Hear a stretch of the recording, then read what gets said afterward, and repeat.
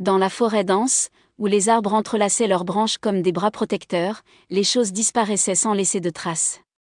Bijoux, cadeaux, objets précieux et même petits meubles se sont évaporés comme par magie. Les habitants de la forêt étaient désespérés et la peur s'était installée parmi eux comme une ombre invisible. Chaque matin, les animaux retrouvaient leur maison en ruine. Monsieur Hérisson avait perdu une montre en or héritée de son grand-père. Madame Partridge s'était retrouvée sans télévision, et le renard, célèbre pour sa collection de chapeaux élégants, avait découvert qu'il lui manquait tous les plus beaux modèles.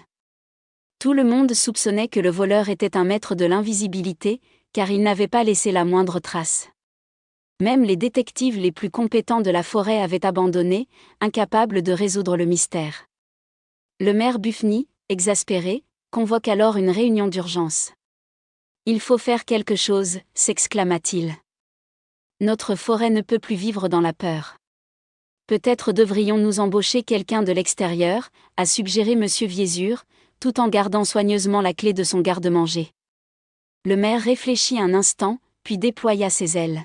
« Appelons Merlin, le détective kangourou. » Merlin était célèbre pour son intelligence et ses poches pleines d'outils d'enquête. Cela ne faisait que 2 heures qu'il était arrivé dans la forêt et il était déjà arrivé à une conclusion. « Le voleur est le huré, monsieur le maire, » dit calmement Merlin. « Les hurés » s'exclama le maire. « Mais c'est l'habitant le plus honnête de la forêt.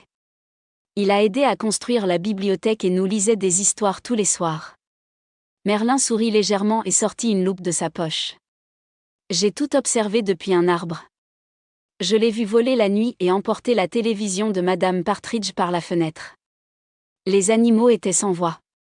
Lorsqu'ils ont confronté Huré, il a rougi jusqu'au bout du bec. « Je ne voulais pas être un voleur. » a-t-il avoué. « Je me sentais juste seul. J'ai pris toutes ces choses pour me construire un nid confortable, où je pouvais me sentir plus proche des autres. » Le maire Hall soupira, mais au lieu de le punir, il proposa quelque chose d'inattendu. « Si tu veux être près de nous, pourquoi ne vas-tu pas au centre de la forêt ? Vous pouvez devenir notre bibliothécaire et organiser des soirées contes. » Huré, tout excité, accepte avec joie. Les animaux récupérèrent leurs objets, la forêt retrouva sa paix et Huré devint le conteur le plus dévoué qu'ils aient jamais eu. Ainsi, les habitants ont appris que parfois, même ceux qui font des erreurs ont juste besoin d'un peu de compréhension et d'un endroit où appartenir. Et Merlin ? Il se lança dans le prochain mystère, les poches pleines d'indices et le sourire d'un détective qui savait qu'il avait résolu plus qu'une affaire, il avait résolu un cœur solitaire. Fin.